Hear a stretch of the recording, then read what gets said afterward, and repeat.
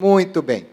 Nós estamos falando de Natal, começamos no primeiro domingo, falamos de manhã e à noite. Semana passada, o pastor João pregou também sobre o Natal e hoje eu quero também compartilhar alguma coisa nesse sentido com vocês. Não vai ser nem um sermão, mas vai ser um bate-papo sobre o Natal.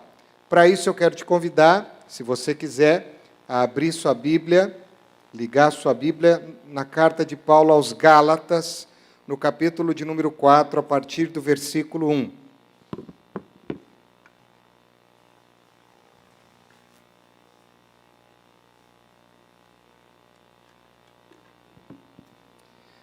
Diz assim a palavra de Deus. Não diz assim. Agora diz, Gálatas 4, versículo 1. Digo, porém, que enquanto o herdeiro é menor de idade, em nada difere de um escravo, embora seja dono de tudo. No entanto, ele está sujeito a guardiões e administradores até o tempo determinado por seu pai. Assim também nós, quando éramos menores, estávamos escravizados aos princípios elementares do mundo. Mas quando chegou a plenitude do tempo, repita comigo a expressão plenitude do tempo, diga. Mais uma vez. Quando chegou a plenitude do tempo, Deus enviou seu filho, nascido de mulher, debaixo da lei, a fim de redimir os que estavam sob a lei, para que recebêssemos a adoção de filhos. E porque vocês são filhos, Deus enviou o Espírito de seu Filho ao coração de vocês, e ele clama, Abba, Pai. Assim, você já não é mais escravo, mas filho, e por ser filho, Deus também o tornou herdeiro. Muito bem. Deixa eu só fazer um comentário desse texto, só para a gente entender o versículo que eu quero destacar, que é o versículo de número 4, principalmente na expressão que quando chegou a plenitude do tempo, Deus enviou seu filho, nascido de mulher. É este trecho que eu quero que você guarde. Mas é muito interessante como o apóstolo Paulo constrói essa argumentação. Ele começa falando de herança. E uma das coisas interessantes que ele fala sobre herança é que quando você recebe uma herança e é menor de idade, você é uma pessoa que tem muito recurso, mas você não pode desfrutar desse recurso. Você tem o dinheiro, você tem os bens, mas por ser menor de idade, você tem que esperar atingir uma certa idade, esperar atingir um momento oportuno para que você então possa desfrutar dessa herança. Você é rico, mas você parece pobre. E como um escravo que não tem direito a nada, o herdeiro de uma fortuna menor de idade, é o que ele está querendo dizer, é como um escravo, ele não tem direito a nada. E é interessante que ele diz isso.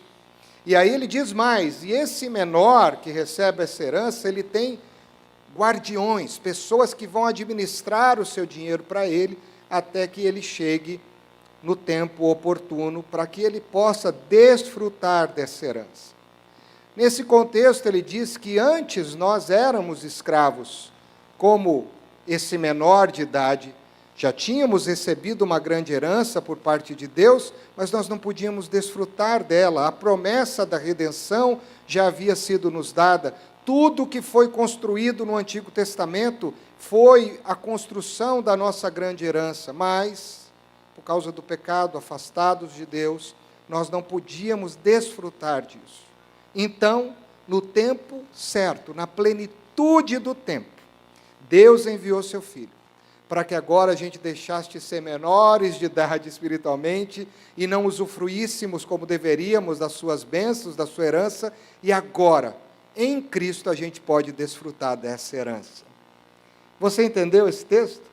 E aí ele vai dizer que ele enviou o seu Espírito. Esse texto é lindo, porque Cristo é aquele que faz cada um de nós tomarmos posse da grande herança que ele preparou para nós, que é o seu próprio Filho.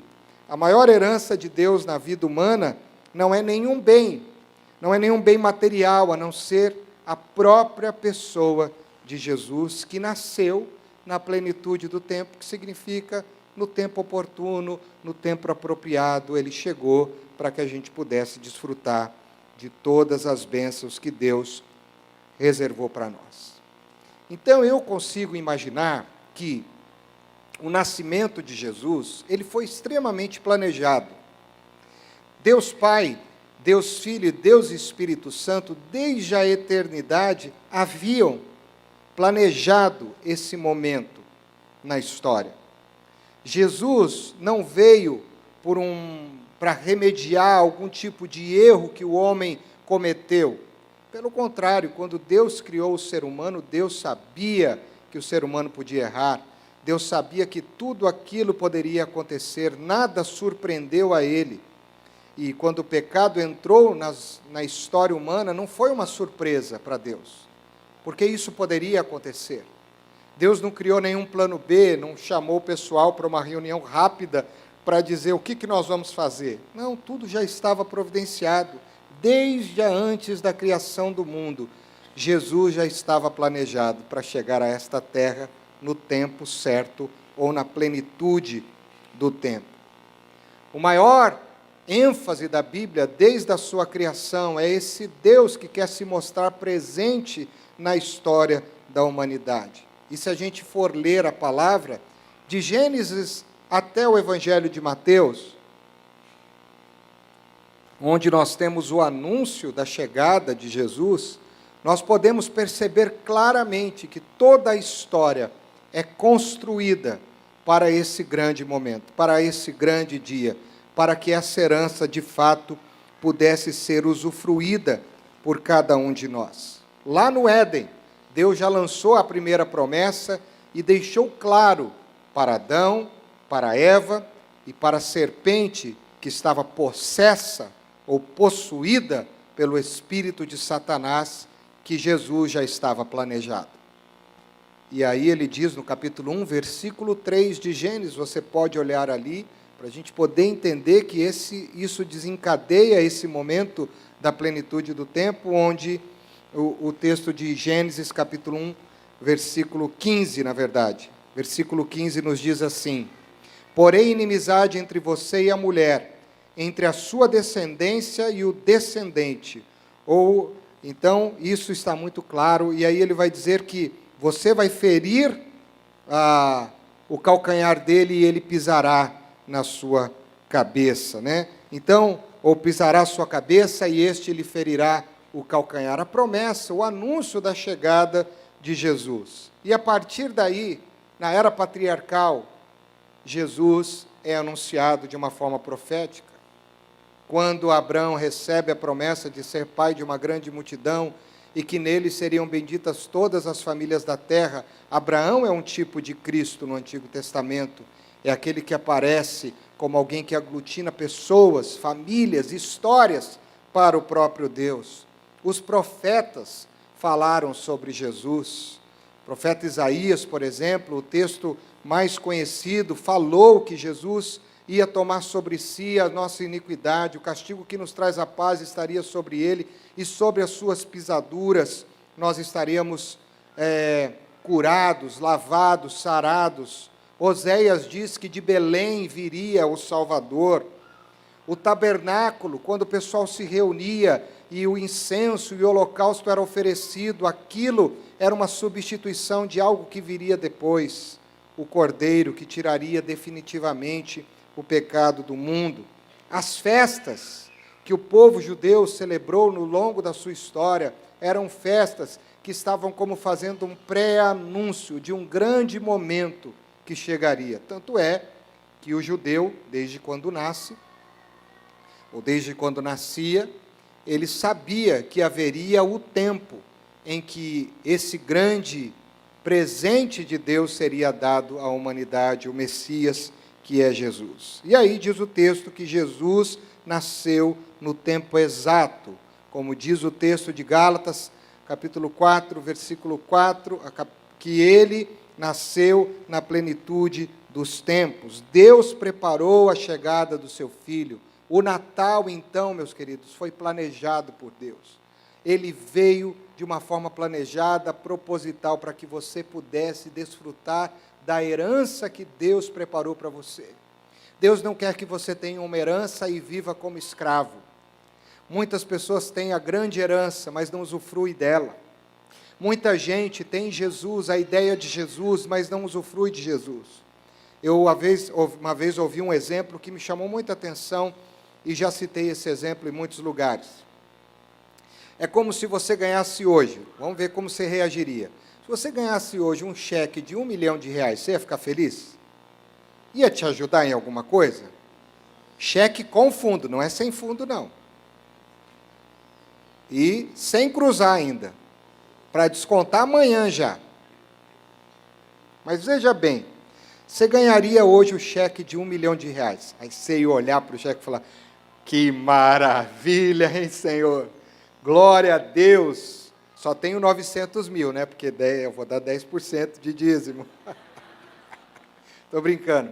Mas aí você olha para o cheque, vê aquele monte de zero, você vê a cifra e vê cheque com fundo especial, você fica tão animado que você tira uma foto, manda no grupo da família, manda para os seus amigos, olha o que eu tenho na minha mão, eu tenho um cheque de R$1 milhão, olha que coisa mais linda, eu estou rico, eu estou rica. Aí você fica tão empolgado que você manda foto, aí você pega e faz uma moldura do cheque, porque tem gente que não acredita, então eu vou colocar num quadro, vou pendurar na parede da minha casa, quem vai chegar aqui vai ver que eu tenho R$1 milhão,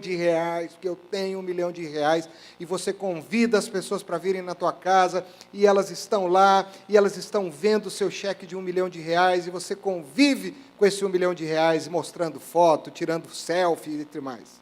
Mas qual que é o grande problema nessa história toda? Você não descontou o cheque. Você tem o cheque, mas você não está usufruindo do cheque. E muita gente ao longo da história diz que acredita em Jesus, tem alguns que carregam Jesus pendurado no peito, alguns carregam Jesus na carteira, outros colocam Jesus na parede de casa, outros colocam Jesus dentro do carro, outros colocam uma foto, uma figura de Jesus, mas qual é o problema? Eles não descontam o cheque, eles não usufruem dessa presença, eles não entendem o porquê ele veio.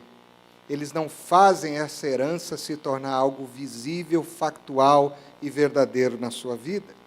E o judeu, ele esperava, mas quando Jesus veio, eles não descontaram o cheque. Eles não acreditaram que Jesus veio. E para eles isso foi uma grande perda, porque eles até hoje acreditam que ele não veio. Mas João deixou isso muito claro quando ele vai escrever no capítulo 1, versículo 14 do seu evangelho, ele dizendo, ele chegou, o bem maior está aí, a herança de Deus está aí, aquele que a palavra tornou-se carne e viveu entre nós, vimos a sua glória, glória como a do unigênito do Pai, cheio de graça e de verdade. Ele veio para você poder descontar, para você usufruir daquilo que ele é, desse valor lindo que é a presença e o poder do Messias. Jesus se vestiu de pele humana, Jesus se vestiu de pele de gente, para que ele pudesse ser gente com você, para que ele pudesse se relacionar comigo e com você, para que ele pudesse mostrar o quanto as pessoas eram importantes para ele, e ele veio de uma forma graciosa, e ele veio de uma forma verdadeira. Isso é um grande mistério para cada um de nós. O Natal é um mistério muito grande. Tentar entender esse nascimento de Jesus na história humana é muito difícil, porque é o Deus dos deuses, o Senhor dos senhores, o Rei dos reis se fazendo servo de todos. É aquele que tinha a sua glória, como é citada na canção que nós cantamos aqui, baseada em Filipenses capítulo 2, dos versículos 5 a 11, quando Paulo diz isso. É o eterno se fazendo temporal. Você já parou para pensar nisso? Por um instante, a eternidade se faz temporal, porque ele nasce como homem, e como homem ele podia morrer, e de fato morreu. É o infinito, por um instante entrando num invólucro humano, numa capa humana, e se fazendo por um instante finito. Isso é um grande mistério para nós. É aquele que os céus e o universo não pode contê-lo ou não pôde contê-lo, mas ele foi envolto em panos. Panos o envolveram, mas o universo não pode envolvê-lo. Jesus, de propósito, vem para que eu e você pudéssemos desfrutar de fato de quem Ele é, em toda a sua plenitude. Embora residindo num corpo humano, neste corpo humano residiu toda a plenitude divina do Deus Altíssimo. Então Jesus veio para mim, Jesus veio para você. Ele é a herança na plenitude do tempo. Deus enviou o seu Filho, nascido de mulher, para que nós pudéssemos usufruir dessa herança e não sermos como esse menor de idade que tem uma grande herança, mas ainda não pode desfrutar dela, porque ainda não atingiu o tempo.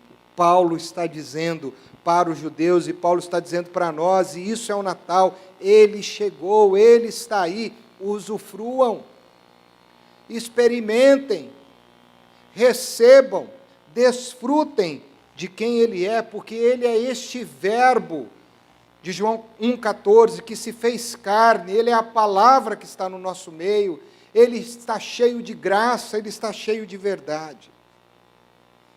Mas muitos de nós, e muitas pessoas hoje em dia, estão passando o Natal, vendo Jesus nos presépios, vendo a cidade enfeitada, mas estão como a pessoa que pendurou o seu cheque de R$1 milhão na parede. Continuam desesperançadas, continuam aflitas, continuam desesperadas, continuam angustiadas, continuam desorientadas, continuam sem esperança nas suas crises pessoais, porque Jesus para elas ainda não se tornou a realidade que Ele deve ser, porque Ele está aí, Jesus está aqui. E eu ouvi esses dias de que a gente precisa recristianizar o Natal. Palavra difícil, porque o Natal parece que precisa de ser ressignificado na pessoa de Cristo, porque muita gente já não está mais lembrando de Jesus como deveria, que é a maior herança na plenitude do tempo. Deus enviou seu Filho nascido de mulher, para que a gente pudesse desfrutar da herança que Ele traz para cada um de nós, que é a sua pessoa, e através da sua pessoa, a salvação pelos nossos pecados, a esperança para a gente poder viver nesse mundo tão difícil que a gente vive, a esperança para a gente não se render, para a gente não entregar os pontos, para a gente não esmorecer diante das nossas lutas diárias. Então Deus enviou seu Filho na plenitude do tempo. Pode ser que hoje seja a plenitude do meu tempo como do seu. O meu momento, ou o seu momento, ou o momento de muita gente. E é muito interessante pensar, você está comigo? Como o apóstolo Paulo constrói esse argumento aqui na carta aos Gálatas. Quando ele diz que Jesus, na plenitude do tempo, veio, essa palavra quer dizer que no tempo exato, Deus preparou. Até os céus anunciaram, porque não foi uma estrela que surgiu no céu.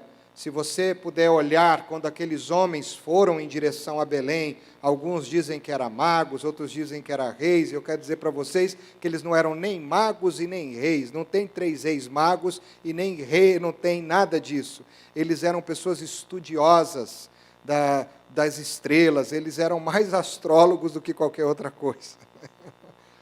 E aí, esses homens estão estudando as estrelas, mas aparece uma estrela que eles não tinham estudado. E diz a Bíblia que Deus enviou a sua estrela. Não foi uma estrela, não foi qualquer estrela, foi a sua estrela. A sua estrela, porque Deus preparou até os céus, Deus preparou as estrelas, Deus preparou a galáxia, se a gente for pensar nisso, para que o Messias pudesse chegar na plenitude do tempo, e ele veio, e ele chegou, e a chegada de Jesus é, de fato, a realização e a concretização de tudo aquilo que foi prometido a respeito dele. Porque promessa sem cumprimento é só palavra. Promessa só se torna verdade quando ela se concretiza. E nós já falamos aqui que nós acreditamos nas promessas, porque as promessas que o nosso Deus faz, elas se cumprem. Deus cumpre cada uma das suas promessas. Então Jesus chegou, o Messias chegou, ele chegou para redimir esse povo, para trazer esse povo de volta para Deus.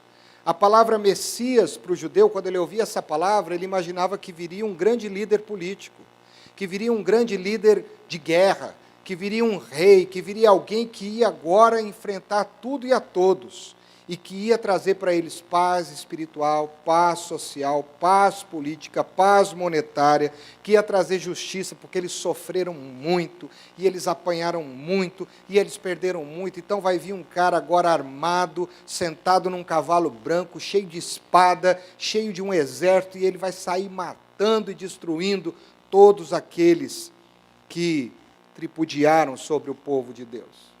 Tinha essa imagem, mas aí Jesus nasce numa manjedoura, Jesus nasce de uma forma simples, e a sua maior arma não foi uma espada, foi o seu coração.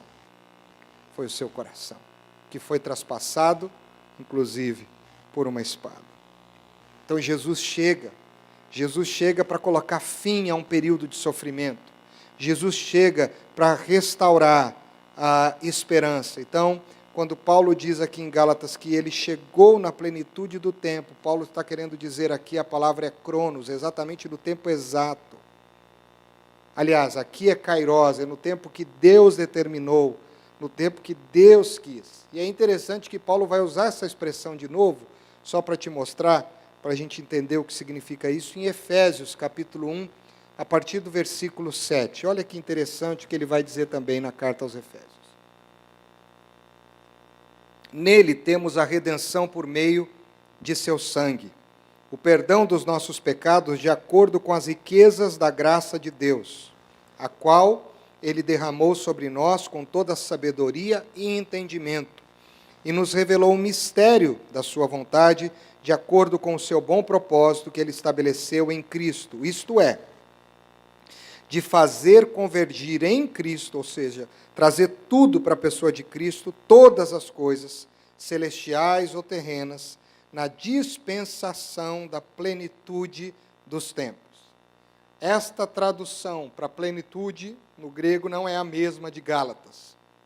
Quando ele usa a palavra plenitude do tempo, lá ele coloca kairos, ou seja, no propósito de Deus. Quando houve o propósito de Deus estabelecido, Jesus foi enviado por Deus, nascido de mulher. Agora aqui o texto fala de tempo mesmo, de cronologia, de passado, de presente e de futuro. E se a gente poder fazer uma junção, o que o apóstolo Paulo quer que a gente entenda é que Jesus nasceu na plenitude de todos os tempos.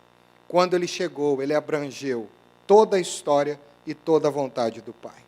Ele abrangeu o passado, ele abrangeu o presente e ele também abrangeu o futuro. Ele abrangeu isso cumprindo o que Deus havia predeterminado e ele também abrangeu isso cumprindo a história até quando Jesus de fato voltar novamente em glória. Então a plenitude do tempo é que Jesus agora vem para ser o Senhor de todo o propósito divino e de toda a história divina. E isso é maravilhoso porque isso nos dá esperança. Para a gente entender que Ele veio para estar conosco, para ressignificar o nosso passado, para instaurar um novo presente e para nos dar uma esperança de um novo futuro. O Natal é isso. O Natal é um Cristo que vem para consertar o seu passado, para destruir esse passado de dor, sujo e feio que foi construído talvez, para colocar uma borracha em cima disso e apagar isso com o seu sangue. Ele vem para instaurar uma nova criação, uma nova criatura, como diz 2 Coríntios capítulo 5, versículo 17. E ele vem, então, a partir disso, para te dar uma esperança de um futuro. A plenitude do tempo é Cristo vindo para toda a sua história, para curar o seu passado, para te dar um novo presente e para te dar uma esperança de futuro. Amém? Você pode dizer amém para isso? Então o Natal vem e Jesus nasce com esse propósito, e é por isso que eu gosto desse texto de Gálatas, capítulo 4, versículo 4. Acho que agora você conseguiu entender bem esse texto, que quando chegou a plenitude do tempo, Deus enviou o seu Filho, nascido de mulher. Quando ele chegou para atingir você. Eu e você não tínhamos nascido. Os nossos herdeiros ainda não tinham nascido, mas Jesus chegou para todos eles e para todos nós. E quando a gente olha para isso, a gente não pode esquecer que o Natal é muito mais do que só presentes. O Natal é a celebração, como eu preguei aqui domingo passado de manhã, da presença. O maior presente do Natal é a presença. E nós não podemos nos esquecer desse grande significado. Jesus veio para levar o tempo à sua plenitude, ao seu propósito, à sua vontade. O projeto de Jesus é reconstruir novas histórias. O projeto de Jesus é reconstruir novas histórias. E toda vez que eu passo pelo período do Natal, eu gosto de pensar disso. Natal é tempo de reconstruir novas histórias. E gosto de pensar no Natal no final do ano, porque talvez durante o ano a minha história não foi tão bonita. Passei por lutas, passei por dificuldades, passei por decepções, frustrações, e quem sabe alguns de nós aqui estamos chegando agora nesse último mês do ano com alguns arranhões, com algumas cicatrizes, com algumas marcas, com algumas dores. E o Natal vem para te lembrar e vem para me lembrar que Jesus é capaz de reconstruir uma nova história. Ele pode curar o seu passado, isso é plenitude do tempo. Ele pode instaurar um novo presente e ele pode te dar uma esperança de futuro. Amém? Glória a Deus por isso. E é por isso, então, que, na minha opinião, João entendeu claramente tudo isso e ele foi um dos anunciadores da maior notícia da história. A maior notícia da história está, na minha opinião, no Evangelho de João, capítulo 1, versículo 14, como a gente já leu aqui. Ele disse: aquele que é a palavra tornou-se carne e viveu entre nós. Ou ele está entre nós, em algumas traduções diz assim, aquele que era o verbo. Mas tem uma música do Guilherme Kerr, que eu gosto muito, uma música antiga do Vencedores por Cristo. Guilherme Kerr cantou essa música com João Alexandre. E a tradução que eles fizeram para este versículo é: e o verbo virou gente e habitou entre nós. E o verbo virou gente. Linda essa canção. Então Jesus chegou, essa é a grande notícia. Toda a promessa, sabe o que João está querendo dizer? Tudo que foi dito no Antigo Testamento, todas as promessas, todos os sinais, todos os eventos, todas as revelações, todas as lágrimas, todos os sorrisos, tudo que vocês pensavam sobre ele, tudo isso se tornou uma realidade. Ele está aqui agora. Ele virou gente. É verdade, a palavra está aqui, está aqui.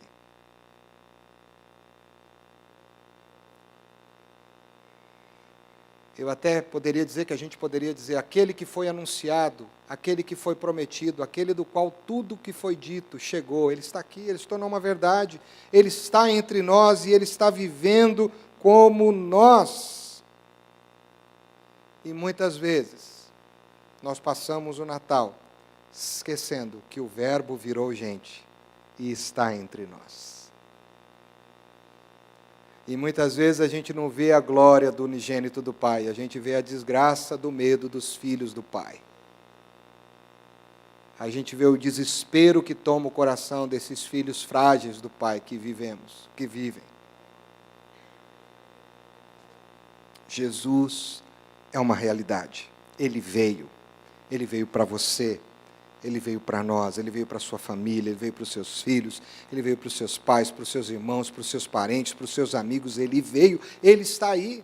Mas tem muita gente que não está com condições de discernir isso, e estão aí, como eu estou dizendo, não quero que você esqueça, se você esquecer de tudo, não esqueça da ilustração do cheque.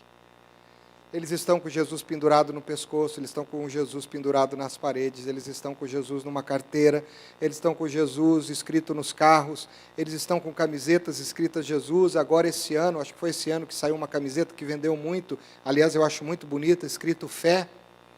Eles estão carregando essa fé, mas eles não estão desfrutando. Não adianta você ter algo tão valioso e não usufruir do que você tem. Não adianta. A grande crise de muitas irmãs que ficam viúvas às vezes, e eu já percebi isso, ela diz, quando o marido morre, né? Ela diz assim, que tristeza, não usei esse jogo de jantar com ele, a gente ganhou no casamento, mas era de porcelana, não sei das quantas, esses copos, essas panelas, essas coisas. E aí a pessoa foi e não usufruiu um bem tão valioso. E a gente diz, e aí o pastor só pensa, você não usou com ele, né? Mas vai ter outro que vai usar agora.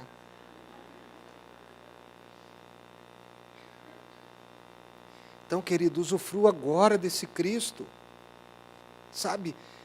Desconta esse cheque de uma vez se você está passando por um processo difícil, de desesperança, de medo, de angústia, porque na plenitude do tempo, no tempo oportuno, Ele veio, se fez carne, Ele está entre nós e nós temos que ver a sua glória como a glória do unigênito do Pai. Esse é o Jesus. E aí eu já quero concluir para te dizer uma coisa, Jesus veio para preencher corações vazios.